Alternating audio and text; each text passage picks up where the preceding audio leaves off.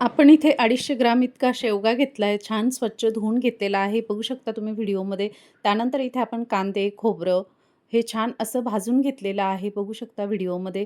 तर नमस्कार, मी कविता, कविताज किचन आपल्या ह्या यूट्यूब चॅनलवर तुमचं सगळ्यांचं मनापासून स्वागत आहे. तर सुरुवातीला मी ते खोबरं छान असं दळून घेतलं. त्यानंतर कांदे, लसूण सर्व छान पेस्ट तयार करून घेतली.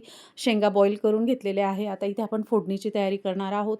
तर इथे एक जाडबुडाची कढई घेतली. कढईमध्ये तेल घालून घेतलेलं आहे.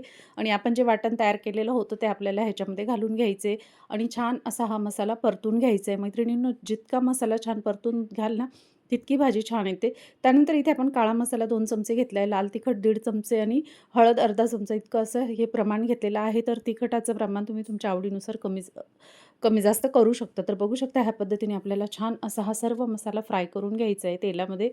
त्यानंतर इथे आपण अगदी चिमूटभर असा हा गरम मसाला घालून घेतलेला आहे. जास्त नाही घातला कारण खूप भाजी तिखट नको व्हायला म्हणून. तर वरून थोडंसं आपण इथे पाणी घालून घेणार आहोत, मसाले छान परतून घेण्यासाठी. तर बघू शकता तुम्ही व्हिडिओमध्ये.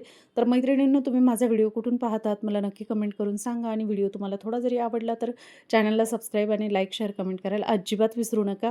आता इथे आपला मसाला छान असा परतून तयार झालेला आहे. तर आपण ज्या बॉईल केलेल्या शेंगा होत्या, ज्या शिजून घेतलेल्या होत्या, तर त्यातलं पाणी आपण सुरुवातीला इथे घालून घेणार आहोत आणि एक छान असं मिक्स करून घेणार आहोत. तर बघू शकता तुम्ही व्हिडिओमध्ये. आता इथे आपली फोडणी छान अशी झालेली आहे. त्यानंतर इथे आपण चवीनुसार मीठ घालून घेणार आहोत. तर बघू शकता तुम्ही व्हिडिओमध्ये. मीठ घालून झाल्यानंतर आपल्याला 1 ते 2 मिनिटात ह्याच्यात ह्या बॉईल केलेल्या शेंगा घालून घ्यायच्या आहे आणि अगदी 5 मिनिटं ह्याला छान असं उकळी येऊ द्यायची. तर बघू शकता तुम्ही व्हिडिओमध्ये.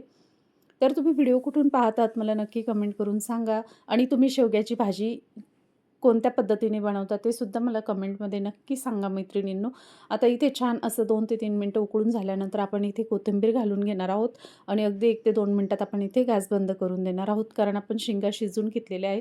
म्हणून ह्या भाजीला अगदी जास्त वेळ लागत नाही. अगदी झटपट बनून तयार होते आणि चविष्ट लागते. तर ही तुम्ही चपातीबरोबर, भाकरबरोबर खाऊ शकता. तर बघू शकता आपली छान अशी भाजी बनवून तयार झालेली आहे. तर तुम्ही कशा पद्धतीने बनवतात तर मला नक्की कमेंट करून सांगा आणि व्हिडिओ आवडला तर नक्कीच चॅनलला लाईक करा, कमेंट करा, सबस्क्राईब आणि शेअर नक्की करा. तर बघू शकता ह्या पद्धतीने आपण छान असं शेवग्याची भाजी बनवून घेतलेली आहे. धन्यवाद. पुन्हा भेटू.